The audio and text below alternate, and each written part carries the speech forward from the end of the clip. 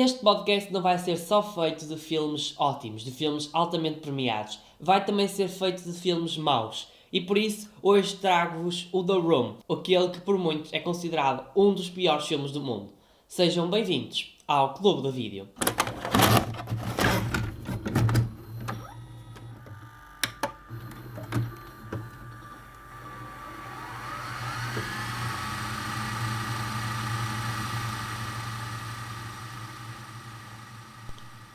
Olá, sejam bem-vindos ao episódio que inesperadamente se tornou um dos que eu mais queria gravar até hoje.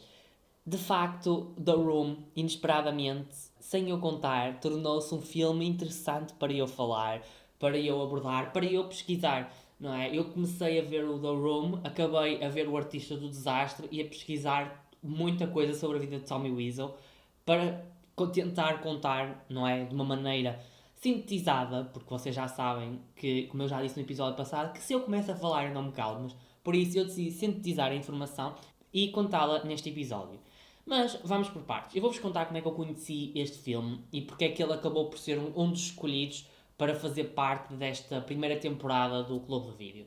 Pronto, há cerca de uns 4 anos surgiu um filme nos cinemas e também pronto, nas praças do cinema, digamos assim, chamado O Artista do Desastre. Este filme, protagonizado por James Franco e Dave Franco, é uma adaptação de um livro escrito por Greg Sestero, um dos atores do elenco e que também é melhor amigo do Tommy Wiseau, e ele contou um bocadinho da sua relação com o gênio por detrás deste filme, o Tommy Wiseau, e também contou como é que correram as gravações desta obra que acabou por se tornar um fenómeno inesperadamente. Eu então conheci porque eu lembro que o filme foi promovido desta forma, a dizer que era o filme que contava os bastidores do The Room, que era um dos piores filmes do mundo. Pronto, ao longo destes 4 anos eu nunca vi o The Room. Deixei, pronto, na minha lista de filmes que eu tenho para aí, deixei ali atrasado. Certo dia, quando eu já estava a idealizar os filmes que eu gostaria de trazer no Clube de Vídeo, eu fiz uma lista com 30 e tal filmes e eu incluí o The Room. Porquê? Porque eu acho que o The Room, por mais péssimo que seja, e no facto o é, eu acho que é um filme que é interessante para se falar. Eu acho que o cinema não se fala só de filmes bons, fala também de filmes que deram alguma coisa ao cinema. E de facto, The Room deu coisas ao cinema e eu, quando estava a pesquisar, eu percebi isso e acho que era uma obra interessante para eu abordar neste podcast que fala de tudo ligado ao cinema e também às séries, como eu assim o disse no primeiro episódio.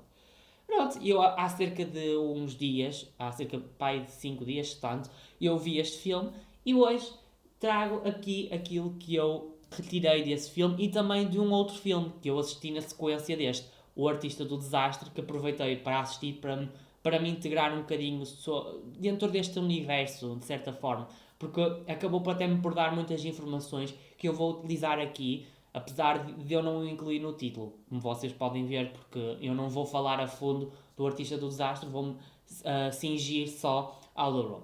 Mas pronto, foi assim basicamente o percurso que nos leva até aqui. Bem, eu agora queria-vos falar um bocadinho de Tommy Wiseau, porque ele é, digamos, o gênio por detrás deste filme, é o criador, é o pai, é a pessoa que dá a cara por este filme.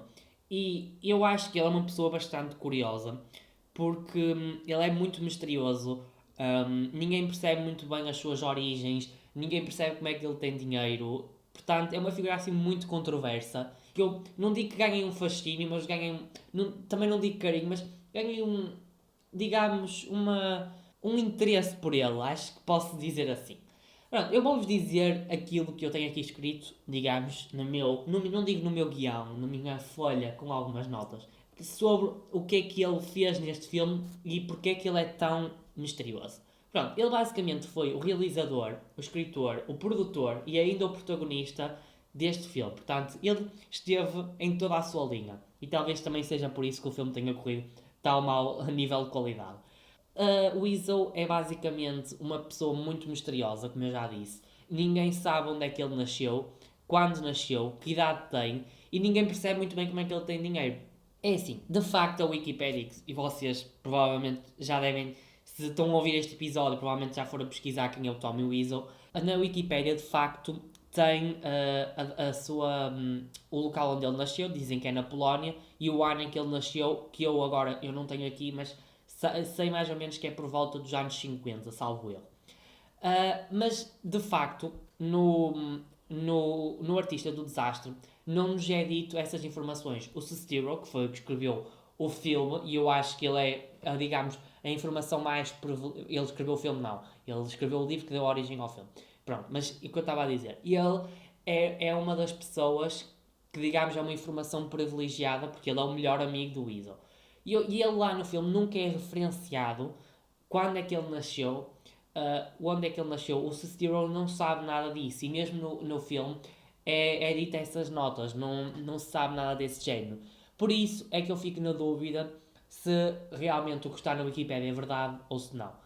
Já quanto ao dinheiro para financiar o The Room e outras obras que ele fez mais tarde, ninguém percebe muito bem. Há muitos atores que também ficaram surpreendidos porque não percebem como é que alguém tem 6 milhões de euros para bancar o filme, para comprar uma data de coisas, para gastar dinheiro. Só para vocês terem noção, ele gastou dinheiro em sets que eram, digamos, a cópia exata de locais que havia dentro do próprio estúdio de cinema. Gastou dinheiro numa casa de banho privada no cinema e, e ainda gastou dinheiro em equipamento porque ele não percebia nada de filmes. Ele comprou câmaras, tipo, ele gravou os filmes em dois formatos, acho que em HD e em fita, penso eu. Ou seja, ele gastou dinheiro em coisas absurdas e ninguém percebe muito bem como é que uma pessoa como ele tem dinheiro para bancar um filme deste género e ainda pagar publicidade durante anos e anos do filme.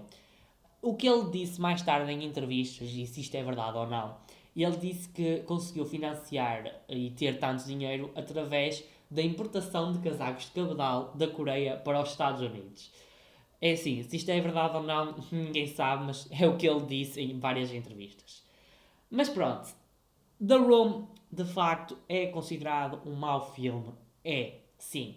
Mas ele conquistou várias pessoas ao longo destes 17 anos que ele está em... 17 não, já 18 anos que está em exibição. Ele estreou em 2003. Aliás, fez no mês passado, em junho, dia 27, há cerca de uns 5 dias, 18 anos desde a sua estreia. Mas este filme foi conquistando um grande público. Ele é péssimo, sim, como eu já disse, é um filme péssimo, tem atuações péssimas, tem uma história extremamente confusa, mas ele conseguiu conquistar vários fãs e hoje é um filme que continua a estar a ser exibido em vários festivais de cinema, incluindo já chegou a Portugal em 2013, num festival de cinema, e continua a ter sessões de meia-noite em várias salas de cinemas ao redor do mundo. Aliás, este filme tem uma página de Instagram e eles lá vão anunciando, sempre que o filme estreia em alguma sala de cinema, eles vão dizendo onde é que este filme está a ser exibido. E, portanto, é hoje considerado um filme de culto. Inclusivamente, tem atores que são fãs deste filme, como, por exemplo, Paul Rudd, que fez Friends, ou, por exemplo, a Kristen Bell, que fez The Good Place. Eles, no início do Artista do Desastre, eles testemunham que são fãs do filme. Portanto, vocês já viram que o fenómeno de ter uma certa compaixão por The Room não é exclusivo à minha pessoa, não é? O filme é péssimo, mas eu vou-vos ser sincero, eu compreendo porque é que eu gosto deste filme e não digo... Por exemplo, há coisas que eu gosto e que são más, são tipo, por exemplo, Trash TV. Eu sei que aquilo é mau, é tipo, não é? Aquilo não tem qualidade nenhuma. Mas eu gosto porque dá-me vontade de gozar. Mas eu acho que The Room não dá só vontade de gozar, como me deu para passar bons momentos. O filme tem cerca de 1 hora e 40 minutos. E eu posso ser sincero que durante essa hora e 40 minutos eu não estava farto de ver o filme. Não achei de alguma forma secante. Eu queria mesmo chegar ao fim para descobrir qual ia ser o destino daquela história, daquele romance todo grotesco, daquela luta completamente estranha entre os protagonistas. E pronto, já que eu estava a falar da história, eu vou-vos contar aquilo que eu percebi da história. Como eu já disse, falar da história de The Room é um bocadinho complicado.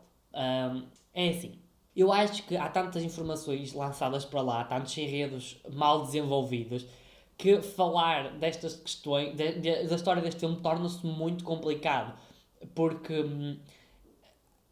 se nós começarmos a entrar em pequenos detalhes, nós nunca mais saímos daqui. Porque são lançadas informações para o ar que não fazem falta nenhuma, são criados enredos que não têm depois um final, e a história principal é completamente misturada para lá com uma data de coisas. Mas enfim, eu vou-vos tentar contar aquilo que eu percebi. Ou melhor, aquilo que eu percebi ou aquilo que é mais entendível dentro de tudo. The Room centra-se na personagem Johnny, interpretado então por Weasel, o nosso protagonista, realizador, produtor e ainda guionista. Este Johnny é então um banqueiro bem-sucedido e ele tem uma ótima vida, um bom carro, uma boa casa, amigos bons e uma namorada fantástica e que supostamente o ama. O problema é que ele não sabe é que a sua noiva, a noiva barra namorada, a Lisa, interpretada pela atriz Juliette Daniel, é que ela já não o ama. Ela afirma à mãe que quer deixar o Johnny porque ele é muito aborrecido e tudo mais, blá blá blá blá blá blá blá. A mãe, que se chama Claudette, interpretada pela Caroline Minot, afirma que isso é um disparate e que deixar o Johnny é uma coisa absurda porque o Johnny é boa pessoa, tem uma boa vida e, portanto, é uma estupidez deixá-lo. Então Lisa afirma que realmente volta a reafirmar que já não o ama e que ama sim Mark, que é o melhor amigo de Tommy. Este Mark é então interpretado pelo já referenciado ator Greg Sestero. A Elisa promete à sua mãe demonstrar, além de lhe dar esta informação que não gosta dele e que está apaixonada por outra pessoa, vai-lhe demonstrar que o Johnny não é uma boa pessoa. E é então a partir daqui que a Lisa vai começar a fazer a vida de Johnny um inferno e tentar com que ele enlouqueça e depois, enfim. E depois, enfim, porque vai acontecer coisas, não é, completamente absurdas e este plot vai ficar assim, digamos, no ar até ao final do filme. Basicamente a história de The Room é uma coisa assim, é isto, parece, é um triângulo amoroso, há uma vilã dentro desse triângulo amoroso que vai opor estes dois amigos, há ainda a mãe e depois há uma data de outros personagens que estão lá só para picar o ponto. Deste ponto de vista, se nós olharmos para esta história, percebemos que parece que não nos é uma coisa assim tão má, não é? Não parece uma coisa assim tão confusa. O problema é que, como eu já disse, é muito misturado alguns plots que não fazem sentido nenhum e que estão lá só a encher papel. E eu vou só dar alguns a título de exemplo. A Claudette, então a sogra do Johnny, a uma dada altura afirma que tem cancro da mama. E depois o filme continua e essa informação nunca é mais referenciada. Pronto, outro plot referenciado neste filme e que depois acaba por não ter desenvolvimento nenhum diz respeito à personagem Danny, interpretada pelo ator Philip Oldman. Este Danny é basicamente, não é bem filho do Johnny, é tipo um rapaz que depende emocionalmente do Johnny, ele vive no prédio dele, gosta muito do Johnny, pede muitas vezes coisas ao Johnny, gosta de ir para a casa dele e depois vai ter basicamente uma paixoneta por Lisa, que depois também acaba por não ser bem explorada, como todo neste filme. E basicamente então este Danny certo dia envolve-se com digamos um dealer, que é o Chris Har. E ele é ameaçado de morte, quase leva um tiro e tudo mais. Depois aparece o Johnny, o Mark e a Lisa, depois a Colette também aparece, salvam-no e não sei o quê, depois há ali uma cena muito dramática, eles a dizerem que tipo de drogas é que ele usou, que dinheiro é que ele deve e não sei o quê. É uma cena que parece retirada de uma novela mexicana. E que depois, na cena a seguir, já não é referenciada esta questão de ele ter-se metido na droga, de dever dinheiro. Ou seja, mais uma coisa que não faz sentido. É assim, esta explicação foi para quê? Foi eu acho para tentar explicar o que eu vou tentar dizer a seguir. E que eu acho que a história principal do The Room não é grande coisa, não é de facto, como eu já tinha dito.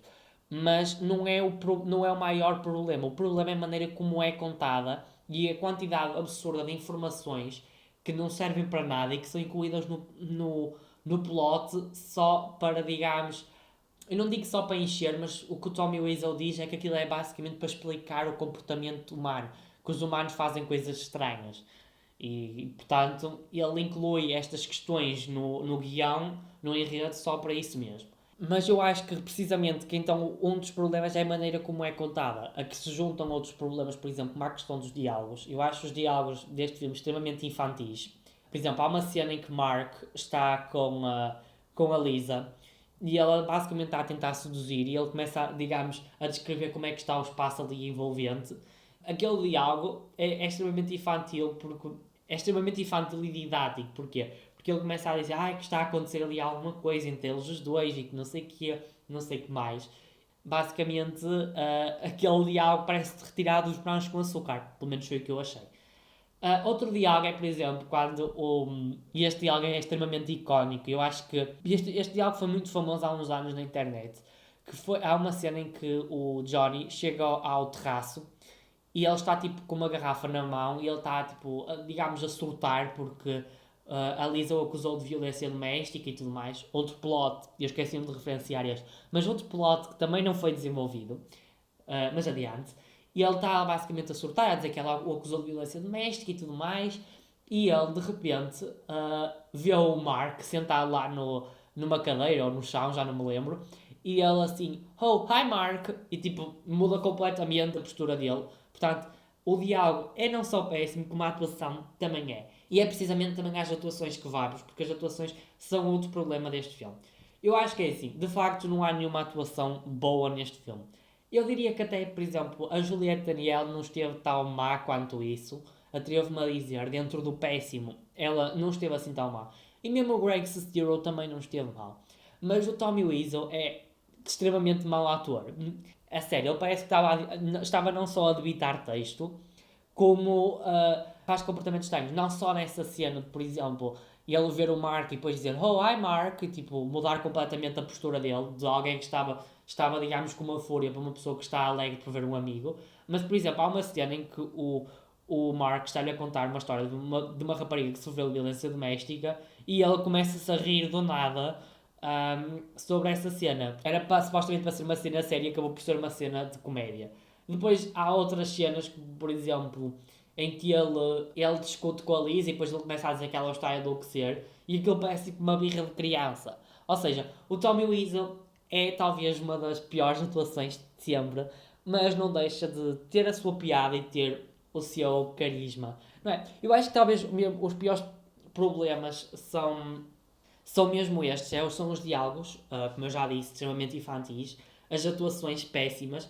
E assim, eu acho que estas atuações péssimas, como eu estava a dizer, é mais pela questão de Tommy Wiseau, porque eu acho que ele, de facto, não é grande ator.